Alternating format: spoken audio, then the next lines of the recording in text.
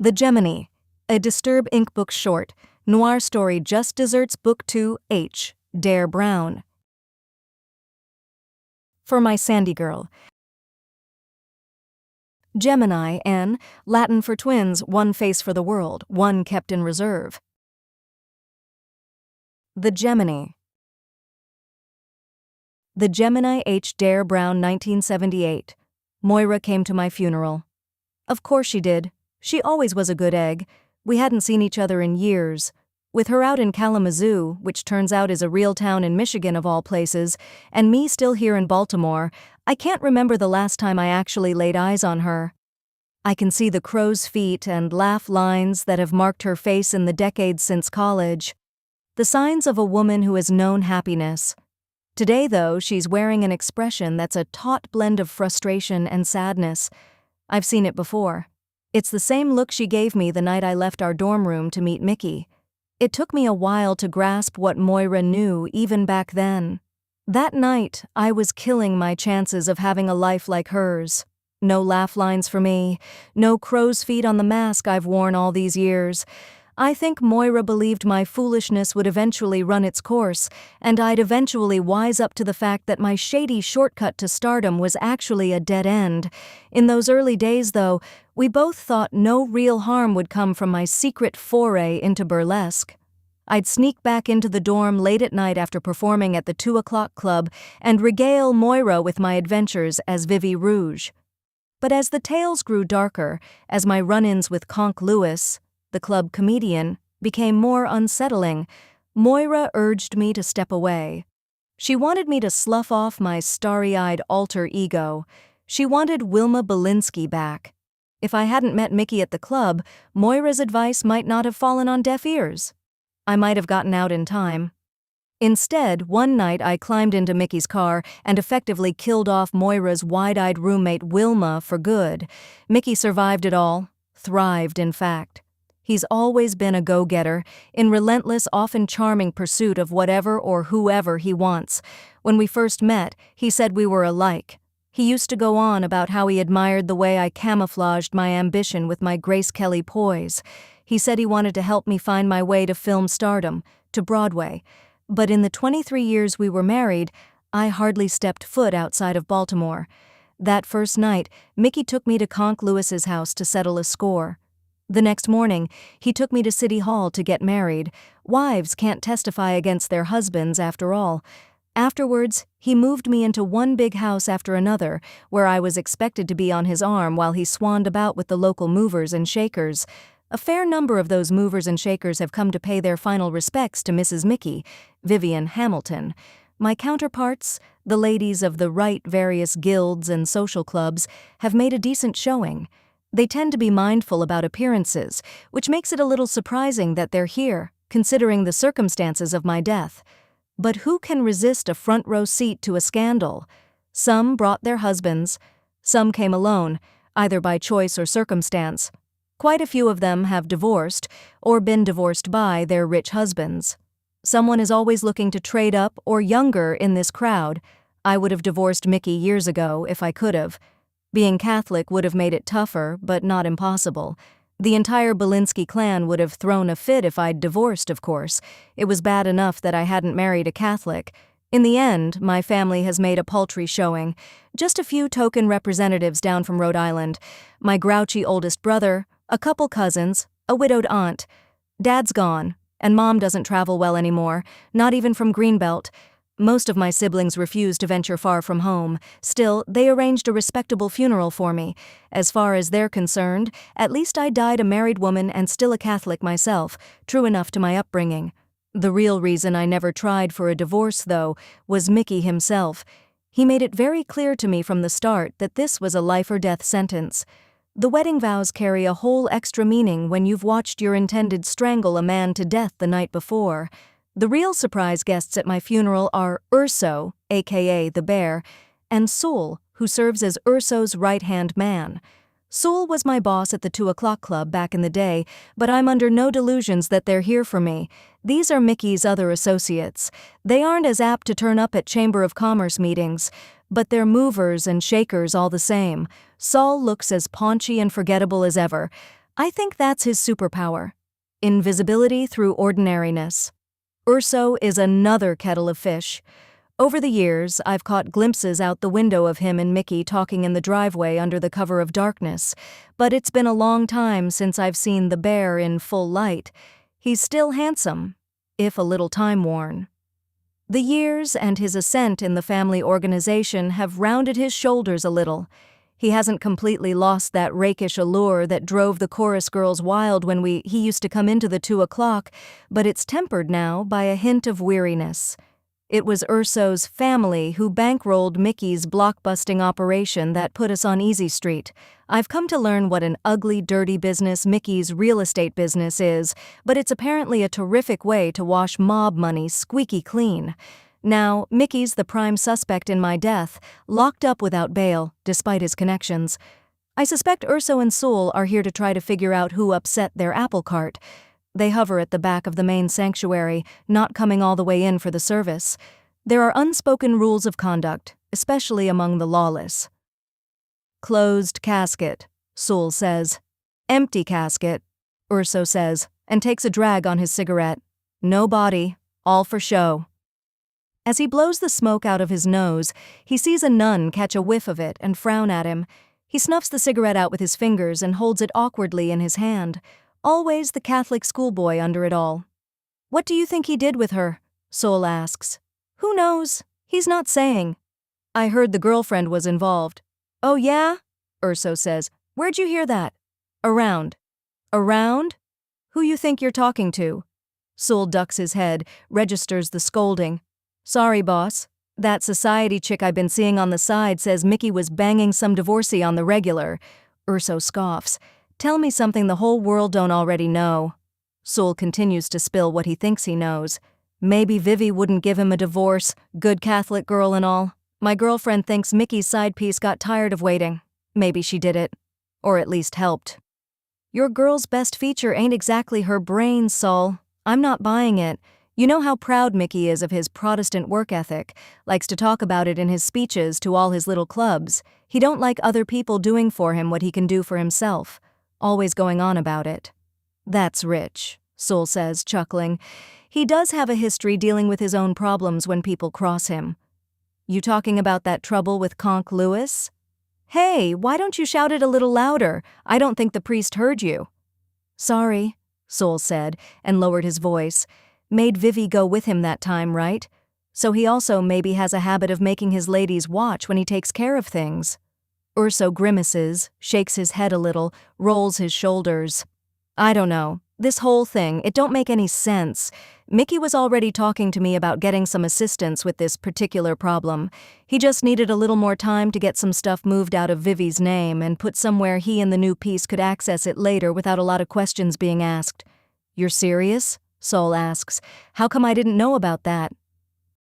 'Cause lately you got a big mouth for starters. Ever since you've been banging that new broad, yap, yap, yap. Second, I was handling this one directly. You were going to do it personally? Don't be an idiot. No. But I helped him make the connection with the right kind of doer, one that wouldn't make a mess of it, one that wouldn't make her suffer and could make it look like an accident. Mickey wanted it nice and clean. That would have been better than this, Sewell says, tilting his head toward the empty casket. Whatever happened to her, you know it wasn't good. All that blood they found couldn't have been pretty, and sure as shit don't look like no accident now. It just don't add up. Do you remember how gorgeous she was back in the day? Sewell asks. Course. Man, she had that shine. I thought she might be the one from the club to actually go big time, like real big time. Not just some Blaze Star or Lily St. Cyr type thing. Vivi had that star quality. I knew she was a headliner the minute she walked in the door. I remember. Sewell, who apparently doesn't have a problem with speaking ill of the dead, says, she let herself go a little, though. Still had a pretty face from what I seen in society pages and whatnot, but not like before. Got a little thick around the middle. What do they call that?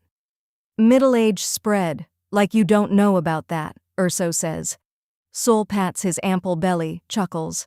That's it, middle-age spread. Looks good on me, though. He chuckles at his own joke. Urso quiets Sewell with a look. It was after their kid died. That's when she started to slide. That's right. I forgot all about the kid, war hero or something. Killed at the end of Vietnam. It was Mickey's idea he should enlist. You know how those WP guys get. So off little Trace went, trying to please his pops. Then he don't come back. Soul crosses himself and finally shuts up. When Trace was still a baby, I used to contemplate taking him and going on the run. But Mickey's pledge at our nuptials, combined with his connection to some very serious people, kept such dreams at bay. These fantasies eventually gave way to musings on how I might murder Mickey in a way that would make it look accidental, or at least in self-defense. This approach would have offered the advantage of leaving Trace and I sitting pretty in Mickey's big fancy house when it was all over, but I knew I didn't have it in me to kill. And so I contemplated suicide more times than I'd like to admit or remember. I never could have left Trace alone, though. All I ever wanted was to protect him from the things in this world, from the things that would turn him into his father. In the end, the world came for my boy anyway, and he didn't have his father's knack for survival. People thought I blamed Mickey for our son's death, for always shoving him towards military service, but it's not what they think. Mickey didn't want him in Vietnam any more than I did. He'd made sure there was a spot waiting for Trace at the Naval Academy just up the road in Annapolis.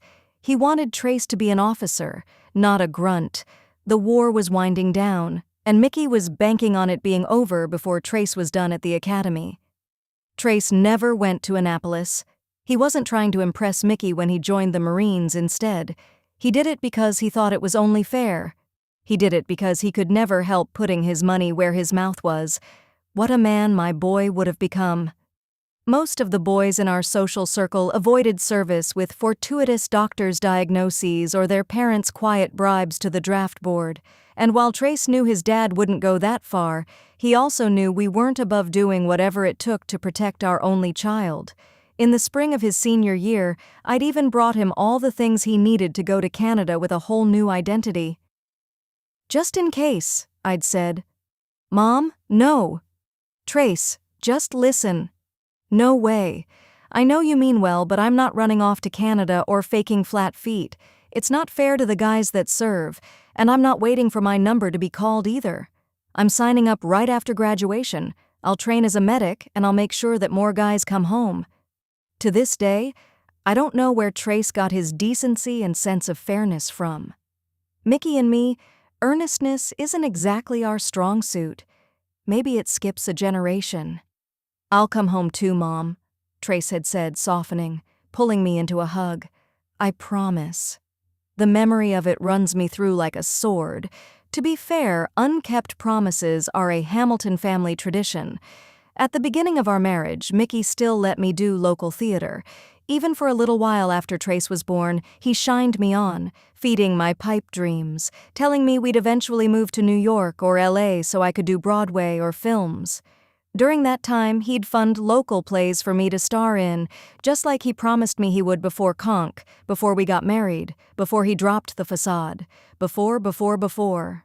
After a time, he said that it was unseemly for a wife of his to still be parading herself around on stage.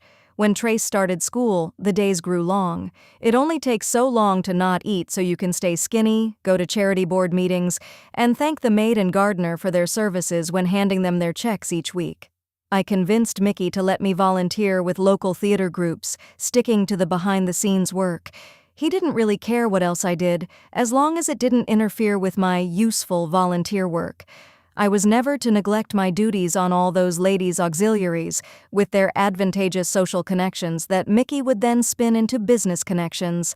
So, in between my hobnobbing duties, I learned to make costumes, do makeup, and even got halfway decent at set design and construction.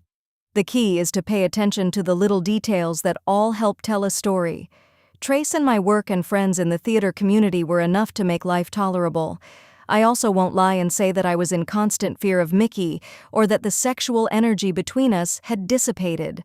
I wasn't, and it hadn't.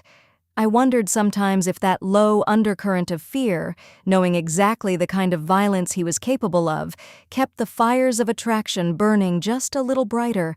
I hated what that might say about me. I hated how many things about Mickey and his business that I ignored or endured because of our dark attraction. Mostly, I just tried to get on with things. I kept everything in its own neat little box, so to speak. But when Trace came home in a flag-draped one, it blew a gaping, ravenous hole in that carefully ordered world. The two Marines at the door might as well have been hitmen. They came to tell me my boy had died, to stop my own heart from beating. But out of all that death, a new birth. An idea that had been growing inside me for years finally came into the world and took its first real breath. It took a while for the newly hatched idea to grow into an actual plan. But even by the time a triangulated flag was pressed into my hands, I could already feel that plan taking shape.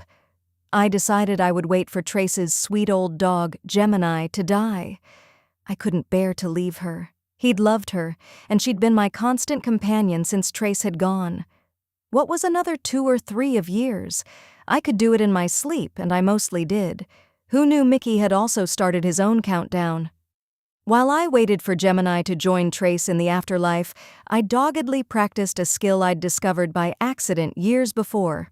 Over the years, whenever I grew bored of doodling during tedious social club meetings, I would try copying people's handwriting. I'd trace the handwritten invitations and thank you notes. It felt like art at first, mimicking the curve of someone's S's, noting where they dotted their I's or whether or not they closed their lowercase g's, j's, and y's. After Trace's death, notes between Mickey and his new girlfriend were my only inspiration. I pulled Mickey's notes from the trash can in his home office and nominated his girlfriend as secretary of the fundraising committee we both served on. I had ample material to work with, and I perfected my technique until I couldn't tell the difference between their originals and my copies. I didn't have to forge any love letters, but I did anyway. I used the ones I discovered in the back of Mickey's desk drawer as starting points, and then added little flourishes. Things that would point the police squarely towards him in the event of my disappearance. On the last night, I slid my versions into their envelopes, burned their originals, and then hid them so the police couldn't help but discover them later. Those letters, plus the extra life insurance I took out on myself using Mickey's signature last month, ought to help the prosecution's case. Siphoning off money and squirreling it away was easy. Long ago, I established the habit of making a point of being enthusiastic about things that held their value on resale, and then to be extra nice to Mickey whenever I received them. And besides, Mickey was always more interested in amassing his fortune than counting it. I've left behind a very nice collection of jewelry, art, furs, first edition books, and movie memorabilia. They, along with any other assets in my name, will all go to the local NAACP. In my will, I request that they use the money for housing and neighborhood issues. My husband and his associates made money destroying neighborhoods and exploiting black homebuyers for decades through their block-busting schemes. The black community has understandable feelings about the Hamilton name, so I couldn't exactly name it after Trace, aka Michael Hamilton III. Instead, I settled on the name the Gemini Fund. It's my small attempt to balance the scales a little. Trace likely died knowing very little about his father's business, but this is exactly the sort of gesture toward fairness that he would have loved. Based on what I overheard Urso tell Saul, it seems that Mickey didn't have quite enough time to get everything switched over to his girlfriend's name before I punched my own ticket out. So the NAACP will also be the beneficiary of what I can only guess is a sizable fortune I never even knew was in my name. That's what my theatrical friends might call a fun little plot twist. Gemini finally slipped away one sad day, just as the oppressive Baltimore summer was waning and the green in the leaves was yielding to the yellows, oranges, and reds that market their final, vivid act. I kept watch for a night that Mickey and his girlfriend would be off together with no useful alibis. I didn't have to wait long. Some little splashes of my blood here and there, poorly cleaned up. Some of Mickey's clothes soaked in my blood and then not quite burned all the way in the backyard. An area rug in Trace's bedroom gone missing. A long late-night walk to the car I'd stashed. One of my favorite shoes, scuffed, bloodied, and found in a pile of fallen leaves not far from our boat. The other unaccounted for. It was all easier than I thought. Mickey might disagree, but in my book, Those years behind the scenes, learning makeup and costumery work, proved to be time well spent. A nun's habit, a wig, a little makeup that darkens and thickens the brows, some glasses, and a prosthetic nose can do wonders to render a person unrecognizable, if not virtually invisible. It's helped me immensely with so many of my plans. I bought my serviceable, forgettable car with some of my small stash of getaway cash and an excellent set of fake IDs. The dealer gave me a good price. Probably another good Catholic boy afraid of nuns. And of course, it allowed me to go to my own funeral. Foolish and more than a little indulgent, I know, but what can I say? Tough for a tiger to change her stripes. When he attacked me in that alley outside the 2 o'clock club, Conk Lewis began the process of killing off the life that Wilma Belinsky could have had. Mickey finished putting the nails in Wilma's coffin when he made me watch him murder Conk. My innocence died along with Conk as Mickey squeezed the life out of him in his own living room, all for daring to put his hands on me, on something that Mickey already considered his personal property. Conk and I both got the message loud and clear that night. Maybe Mickey and Urso were planning to have me die in my own bed with an accidental overdose of sleeping pills and booze, maybe at the foot of the stairs or in the shower or by the pool. But no matter where, when, or how Mickey may have been planning to do it, I'm the one who killed Vivienne Hamilton. May she rest in peace. Long live Ada Fredericks. May her life be the happiest of all my lives. For a closer look at how Wilma became Vivi Rouge and got tangled up with Mickey, check out Summer Bludgeon, a Disturb Inc. Books anthology. Smifrained. H. Dare Brown. I write dark genre-blurring fiction where secrets and dark deeds rarely stay buried forever. My literary suspense, twist-filled thrillers, and quiet horror novels and stories are populated by wily characters moving through the hidden currents of decades past and present.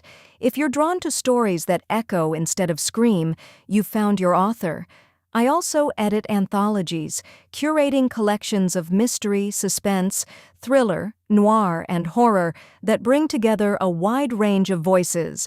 I love shaping volumes where each story sharpens and deepens the others. Find me on Goodreads, BookBub, Substack, and Ream Stories, or listen to my audiobooks free on YouTube. Thanks for stepping into the shadows with me.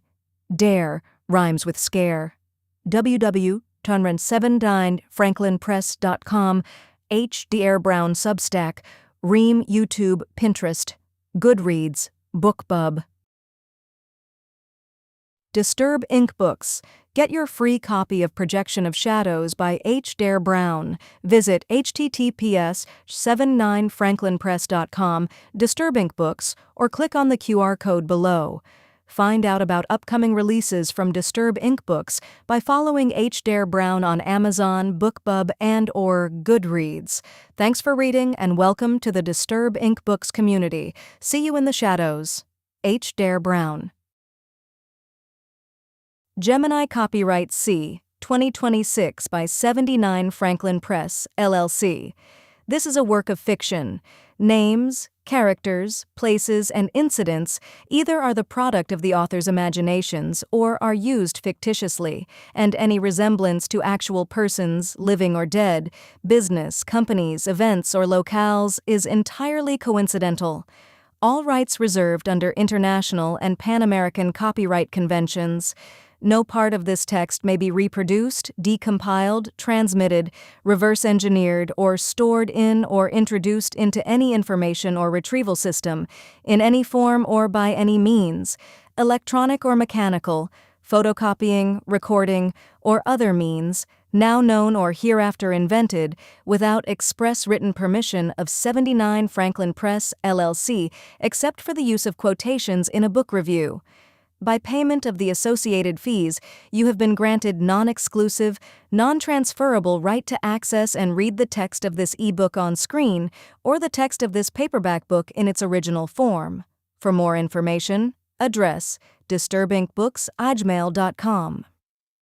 First ebook edition, October 2021, Autumn Noir and Unsettling Reads Anthology. First paperback edition, October 2021, Autumn Noir and Unsettling Reads Anthology. Second ebook edition, September 2024, Autumn Noir, a Disturbing Books Anthology. Second paperback edition, September 2024. Autumn Noir, a Disturbing Books Anthology. Third ebook edition, Autumn Noir, a Disturbing Books Anthology. September 2025. Third paperback edition, November 2025. Autumn Noir, a Disturbing Books Anthology.